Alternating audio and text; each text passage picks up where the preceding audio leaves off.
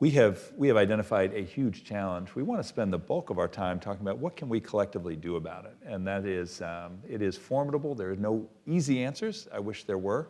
Maurice, could you lead off, particularly as we start with that wealth gap, because that is such a big issue and you are focused on it. I think the average white household today has about $188,000 in wealth compared to about $24,000 for a similar black household. If you had assets and owned a home before COVID, this has been actually a financially fantastic couple of years, though terrible in so many other ways for society. If you didn't have assets going into COVID, it has been catastrophic. Talk to us as you think about what could we, what are the array of things we would need to do to start changing that picture? Sure, and thanks for having me. So let me build on, folks have commented on the fact that we didn't get here by accident, right? We got here in large part through intentionality, meaning there were intentional policies in the public and the private sector that discriminated against black folks and other folks of color. So the first thing that I love it when someone says, so let's get our way out of stuff that we created through intentionality by not being intentional.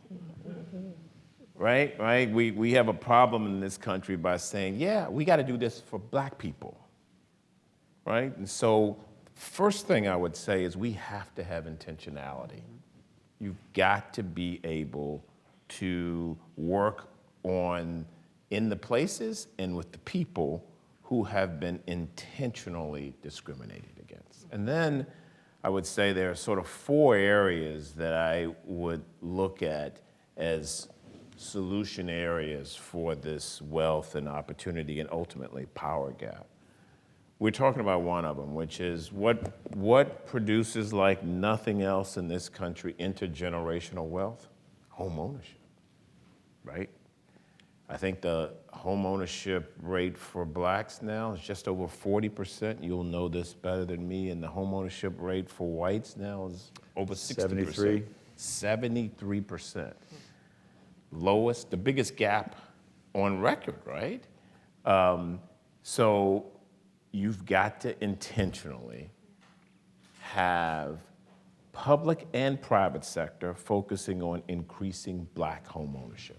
It's just like, that's not rocket science, right? The question is, what are the things we do to do that, right? Down payment assistance, looking at mortgage requirements and standards and lending standards and making sure that we make them more fair, right? Those are some of the things. Same thing, the other big asset for wealth in here that's intergenerational for our country is small business ownership.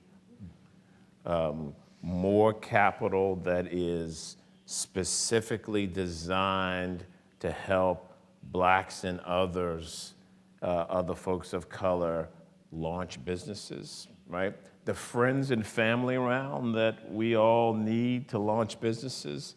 Well, my friends and family, my family in particular, don't have the wealth to help me launch that business. We need wealth funds that help to step in. So that's one corner. The second corner for me is this issue of who has access to credit and mainstream financial institutions, right? So if you look at the unbanked and the underbanked in the country today, over 50% of black households are unbanked or underbanked.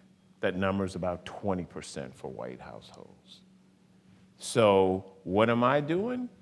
I'm going to lenders right now who are leveraging a pretty high interest rate on me. So we've got to get more blacks and other folks of color banked, right? So we need to aggressively be going out with public and private sector policies and CDFIs and others really targeting folks of color.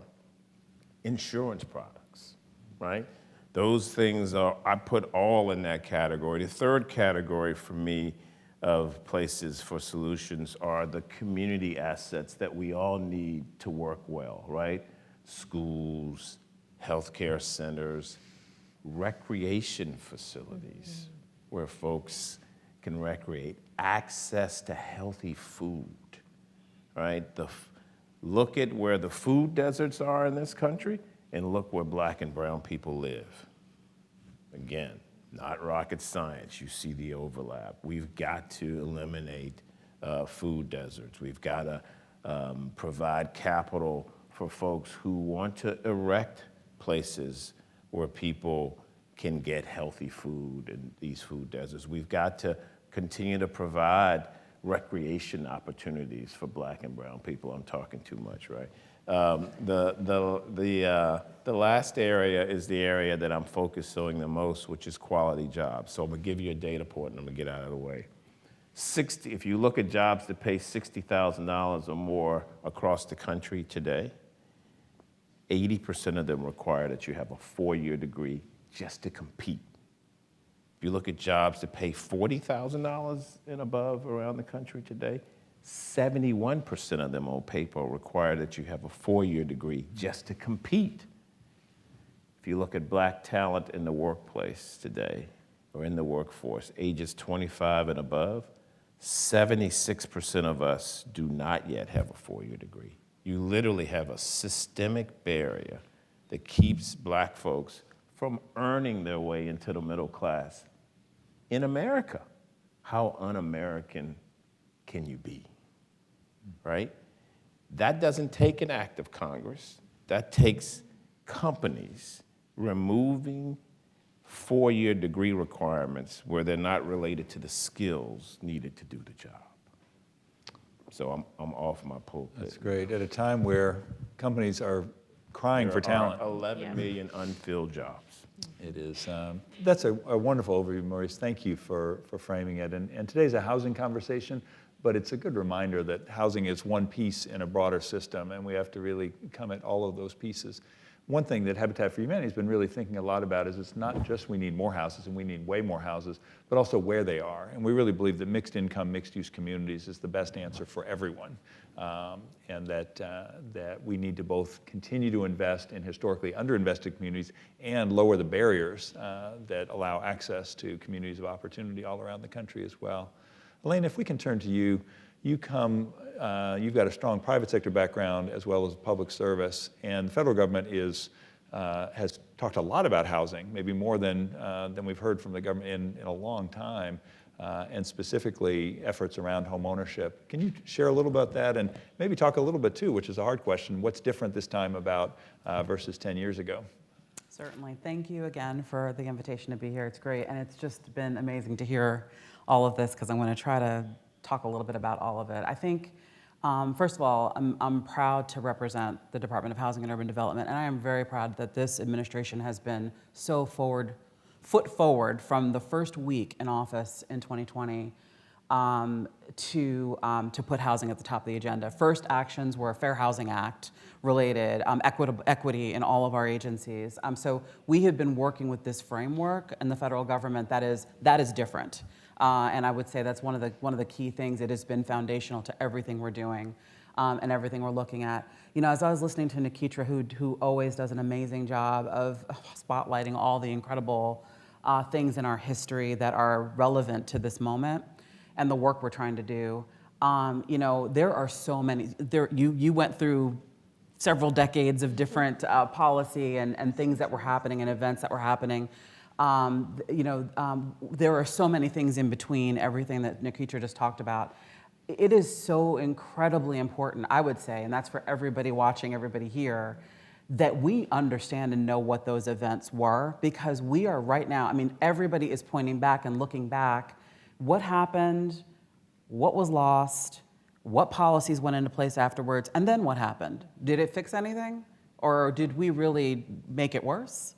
And so I think that it just, we cannot move forward and really move forward and see the advances if we do not understand this. So I appreciate you always, Nikitra, in doing that. And it made me think about a lot of things, particularly a lot of things that the Biden administration was doing. So one of the things that I wanted to mention was 101 years ago, So there was an event 101 years ago, before the Fair Housing Act, so that was in 1921, before the Fair Housing Act came on the scene, before the New Deal. This was a community, a black community in Oklahoma called Greenwood. And the 100-year anniversary, centennial of what is called the Tulsa Race Massacre. If you don't know about that, you should know about that.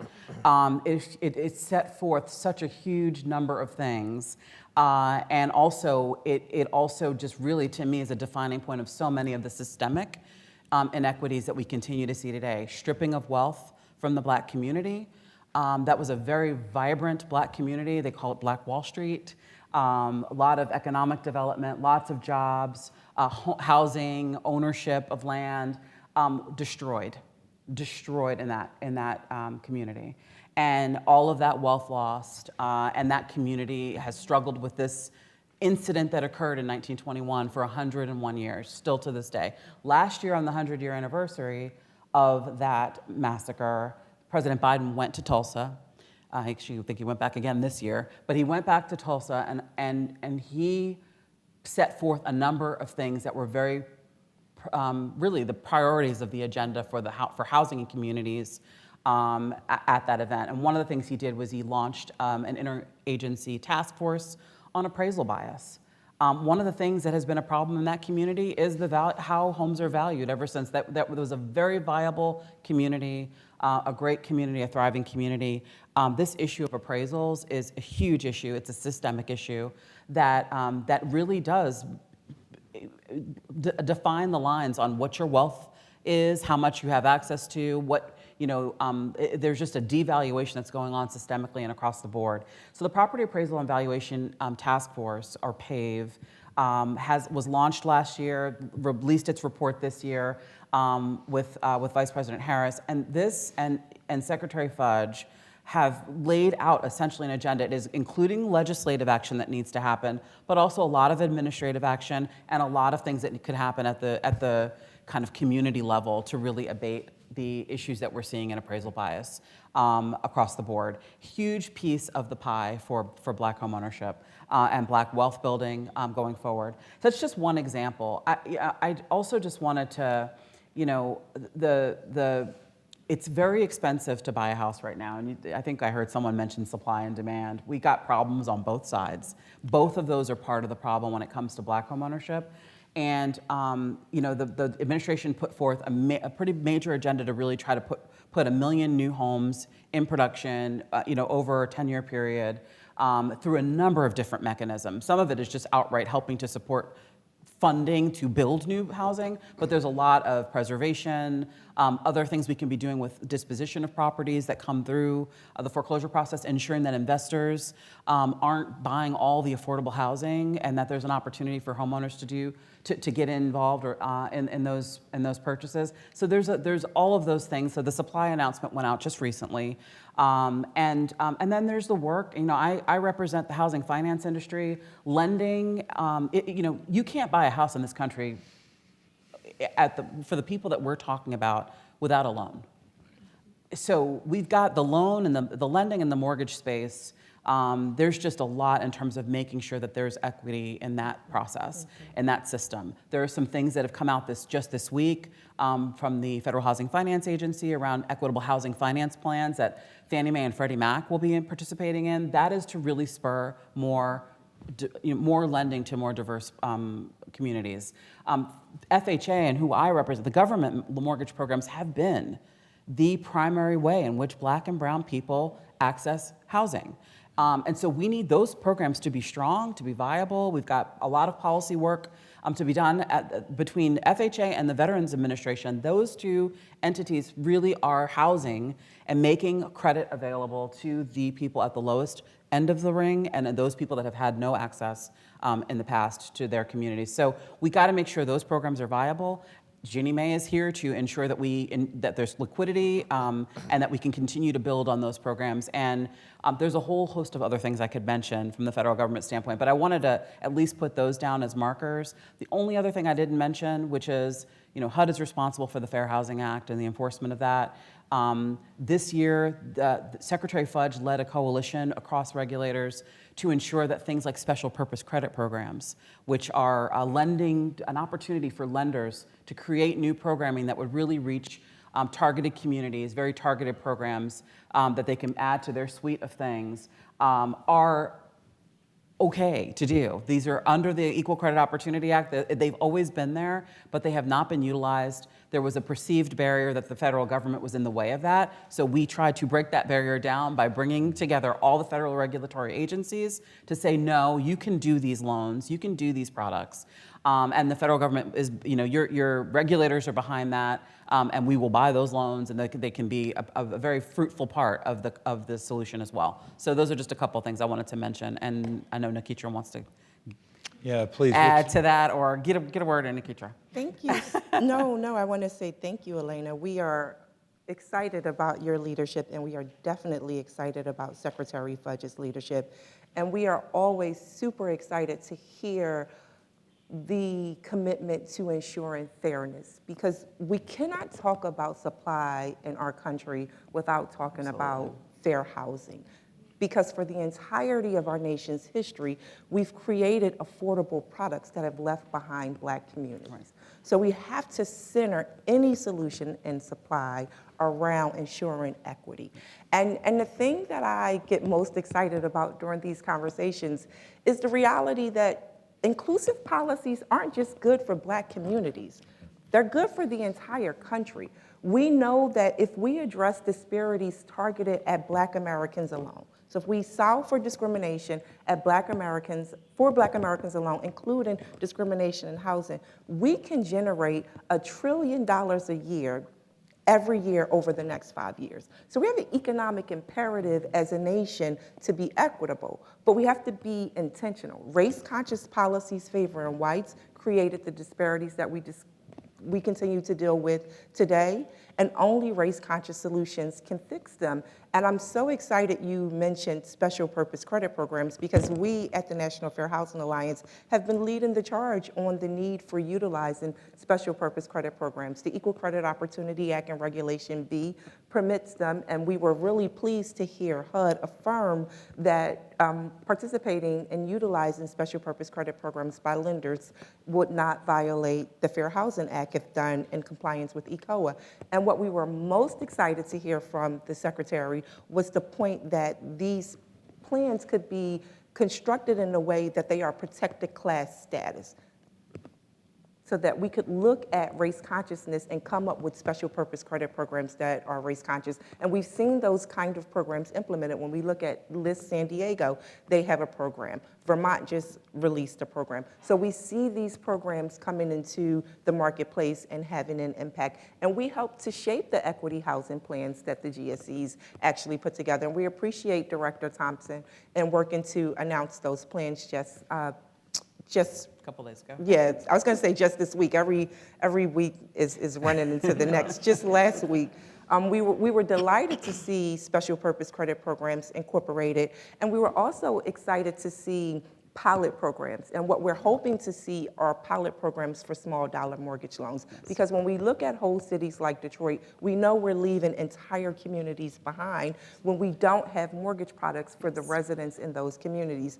And we know the dangers of predatory lending. When we think about communities, going back to the points that Sharice made, when we think about leaving our communities subject to predatory lenders, it makes me think of Chicago and contracts for deeds. You know, Black communities were extorted $500 million just in that city alone between 1940 and 1970. So we cannot continue to leave our communities behind when it's in our overall economic imperative to properly provide opportunity, yes, equitable opportunities that give us a chance to succeed as well.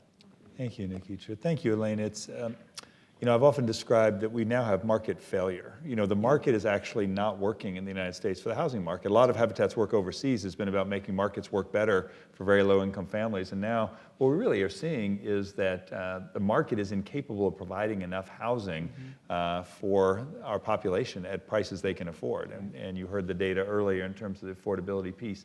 As we think about what that's going to take, I'm struck often that NIMBYism is a bipartisan sport. It's one of the few things that there's full agreement on across parties, you know, city by city. What would it take let's be optimistic and believe there'll be stronger federal support and some of these pieces will come through. What would it take at the federal and state level to actually start, at the state and local level to start turning that into reality? So Sharice, on your side, or certainly any of you join in now, we'll just open it up in terms of what would it take to meaningfully increase the supply of housing at the low and middle end of the market? Because that's what is missing right now. Yeah.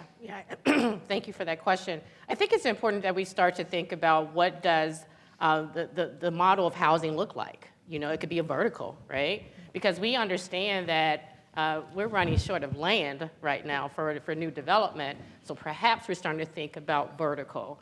I wanted to also make a comment too, because we were talking about solutions as well. And Habitat is already working with our lending division. Our affiliate and program and lending is working as a collaborative to develop our special purpose credit program, you see?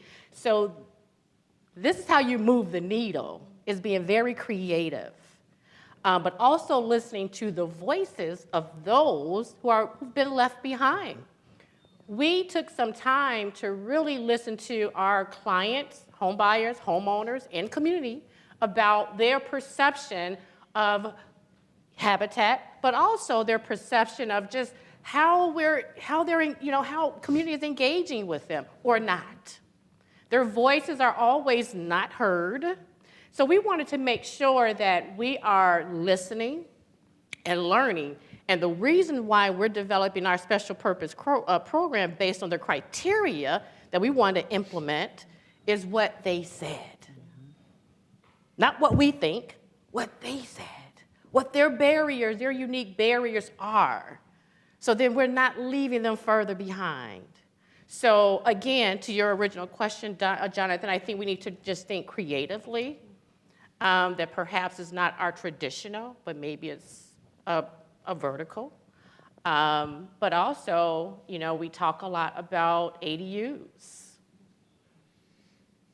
Think about that too. So I just think creatively, we just have to think about how else can we maximize our land so we are able to build even more home ownership opportunities in our communities. Can I? Please. No, I'd love to hear all your views. What's just working out there? Where are we seeing bright spots? Just what you just mentioned on accessory dwelling units. That we've been talking a lot about. The White House hosted a whole event on this. We just had this past weekend the Innovation Showcase on the Mall. That was a collaboration with the National Association of Home Builders and the Manufactured Housing Institute. These are, we had all these houses built on the Mall overnight. I mean, these are quick solutions, factory built, high quality, energy efficient, real opportunities in certain communities, right? And so, I think that just opening our eyes to that as a real solution in terms of the housing supply problem, we could be building so much more and putting out so much more into production if we could really grab hold and kind of debunk some of the myths. People think of manufactured housing as trailers, and it is not. And that's why that showcase on the Mall was so important. If you could walk through those tiny homes, those ADUs, and those manufactured homes, and then you find out what they cost, you just kind of like, as the secretary said, I think when she was there this weekend, I'm packing my bags. This house is beautiful. Like, this is beautiful. So, I mean, there's a real opportunity there that communities have to get their arms around and heads around, that need to be part of the planning process and need to be part of the conversation. And part of that, because let's be frank, zoning in many communities doesn't allow for you to put a manufactured house or an ADU in that location. So part of the proposal in the housing supply program plan that came out from the Biden administration talks about the need to tackle the issues of zoning and remove anything, and remove incentives, honestly, for anything that's exclusionary, that says you can't build density, that says you can't put a manufactured house that's really affordable in this community, or whatever the case may be. This has to be, and I love Maurice talking about intentionality, because to me, all of this is, special purpose credit programs are about being intentional. And these ideas about zoning, you are being intentional. What is going on in your community? What is blocking the ability to build and construct new housing? And how can the federal government play a role? We put out many, many millions of dollars every single year into communities at the state and local level, from the Department of Housing and Urban Development, but also through COVID and all the work that has been done by Congress, there has been floods of dollars that have gone in. Need to really be thoughtful about how those are, people are like, how do I spend all this money?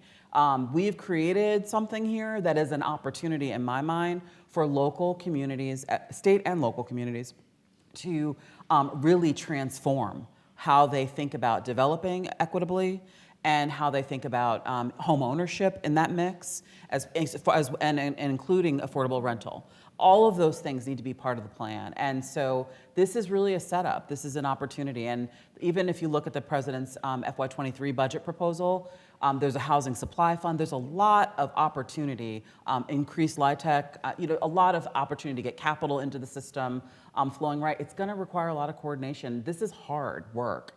But I think it has to have a federal and state and local government alignment, and then also real strong strength with nonprofits and local industry as well. So that's the only way it's going to get done. And we have to make sure we tackle the access to credit challenge, Yes. right? Yes. Because, in order for us to utilize those programs, we need to make sure Black families can have access to credit. Absolutely. We know that we're dealing with a system where we continue to see the over-reliance on discriminatory credit scoring systems that perpetuate and bake in discrimination. So if we're going to be effective at, meeting the plan's goals, we have to make sure people who are creditworthy get access to the mortgage credit that they deserve. So real strong enforcement of our nation's fair lending laws and intentional practices like special purpose credit programs that can help to bring in the communities that we've long left behind. But we also have to be creative to think about things like targeting assistance by down payment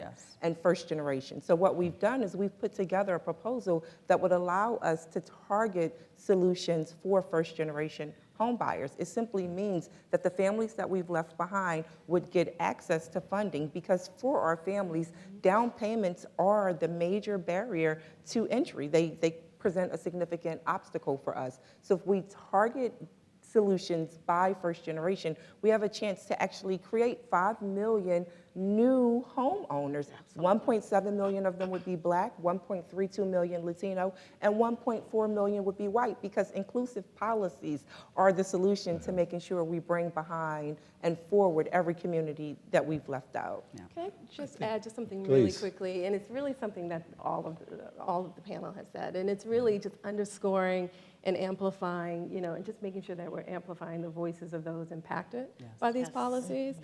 Because, by doing that, I think it really is important by, centering their voices, and those who are impacted by these policies are the ones who really should be the architects of the solution. Because there are solutions, and we really just need to bring in those voices so that we can have these policies that are effective for Black and brown people. Let me add. I think that's such one an other important thing, principle. Because I know we got to go, but you were asking what can we do at the state and local level. There's solutions going on all across the country right now, and it usually involves state and local government serving as, frankly, a risk mitigator for the private sector to do more in this space. So you've got funds all over the country now that are designed to provide either rental space or home ownership for Blacks and others. And what you see is you see state money in there, you see local money in there, and you see private sector money, and you see philanthropic money. We need to do this at scale. You can't do it at scale unless all of those players are involved. And the public sector in particular has a unique opportunity to really be the seed capital, if you will, so we can do this at scale. And you see it going on in Detroit and the Bay Area and others, but to the point being made, we've got 7 million plus that we actually have to build. And so it's got to be a team sport. And the other piece I want to add is we also have to provide capital for Black folks who are developing this housing. And so we need, going back to intentionality, if you don't help folks like that to scale their operations, we're not gonna find ourselves building the housing that we need for the folks that we're talking about. I think that's such a big point. And I just want to get you all thinking, both in the room and online. If you have questions, start formulating your questions. We're going to, in about 10 or 15 minutes, we're going to be bringing your questions into the mix. And so, you can put them, those of you online, please put them in the chat, and in the room, we will collect those as well. I want to pull back to the market piece because, we're a builder. Collectively, our 1,100 affiliates in the U.S. Make us a large home builder in this country. But the math doesn't work if you're a builder right now. Yeah. You cannot, with the current supply challenges, the cost of materials, the cost of land, you cannot build something that's affordable for the families we would like to build for. So effectively, there's going to have to be subsidy in land or in financing. And we have historically financed subsidies. We've had mortgage subsidy for years and years and years. It's just disproportionately gone to those of us with higher incomes. So it's not the subsidies, but how do we do that better? And I want to go back to one of the myths, and we've got experts here in the room. I think one of the negative myths that came out of the '08 crisis and Great Recession was that homeownership was a bad idea. The way it was done was a bad idea. Habitat is technically a subprime lender, and in markets where foreclosure rates across all income bands were up at 15, 20, even 25% in some markets, Habitat foreclosure rates went up to 2%. And it's because if you think about the basics, the families were really well prepared, they came in with clean credit, they bought a simple, small, energy efficient home that they could afford on their income, that still works. It's sort of, we lost track in the whole sort of corruption of the value chain in that process. So right now, I think the dynamics are different than they were in '08, but the math is actually tougher. Materials costs are sky high. As the Fed raises rates to try to sort of pop the housing bubble in a sense, the bad news is that actually makes affordability tougher for the families we are trying to partner with. So as we think about where have you seen in specific cities or markets people getting this right, the coalitions coming together to make progress? Do you have some success stories you'd share with our audience? I'll share one with you. The Bay Area has a $500+ million fund right now that is building housing for folks who are at 30% or below of median income, all the way up to, I think, 80%, no higher than that. And they got it right because, well, first of all, let me just say this. It's the Bay Area, right? So, They got it wrong for 50 years first. You're talking about housing that it's crazy is an understatement. But it's the largest fund of its kind that I've seen, and it is being funded by philanthropy and right now in the corporations, including big tech and healthcare, right? All of whom, by the way, have a real self-interest in having more affordable housing because they're losing talent. No one can afford to live there. They don't have public sector dollars yet, but it will happen. But you've got that base of philanthropic dollars that are not going for, in fact, much of the philanthropic capital here is not looking for any return whatsoever. You've got a bunch of PRIs, and then you've got Facebook, and you've got what used to be Dignity Health, it's now Common Spirit and Kaiser Permanente. They've put together a multi-sector, very interested group in housing being more affordable and available. They've got targets that they're shooting for, and they've got particular populations that they're trying to serve, and they brought in 3 now CDFIs, and that's the other thing, we need to scale CDFIs across the country. But they brought in 3 CDFIs to actually do the lending, and it's working. It's working. So there are models like that in different cities. Charlotte, North Carolina has something similar, and there you do have, it actually was a fund that was initially seeded by housing funds from the city. And then the mayor challenged the private sector to match the dollars that she put in to the Housing Trust Fund, and they created a fund that started out at $100 million because the private sector matched 50 from the public sector. So you've got examples of this. Our challenge, though, going back to what folks are talking about, is we got to scale this stuff. They're still too small. We need way more.